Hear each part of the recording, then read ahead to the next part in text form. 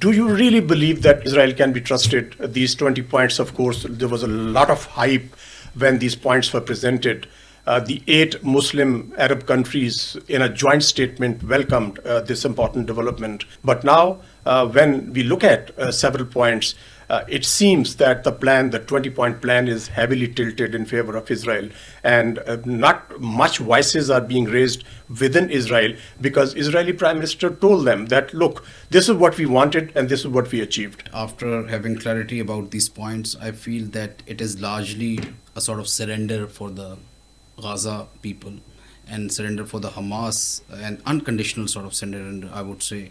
While they say that they will be releasing the Hamas prisoners who are there, and they will start to gradually withdraw from Gaza, which I personally think is not going to happen. If that was so, then there should have been a very clear mention of the two very important aspects. A Palestinian statehood would be recognized, it will be established, and the two-nation concept, two-state concept, which was supposed to be there, legitimately acknowledged, and all the parties should agree to that, including Israel and America as well.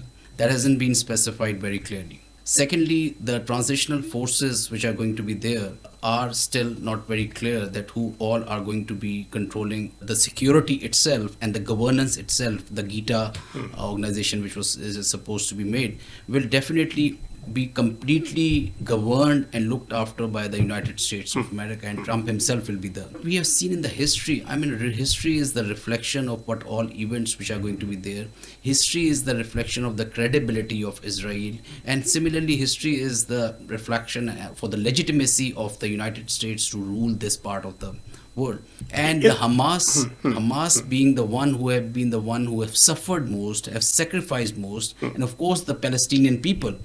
The 80,000 or so dead bodies were not only of Hamas. 40% of them were for the children. Women and children. Those civilians who have lost their families, their children, are not only Hamas. Actually, they are some innocent people, but definitely they have turned subsequently towards the other side because they have lost everything they have. If they are not part of the decision making, if they are not part of the consultation, if they are not having an influence in the government which is going to be there subsequently, whether transitional or permanent, then I personally think that the peace in Gaza... And there's a very vague blueprint of the two-state solution as well.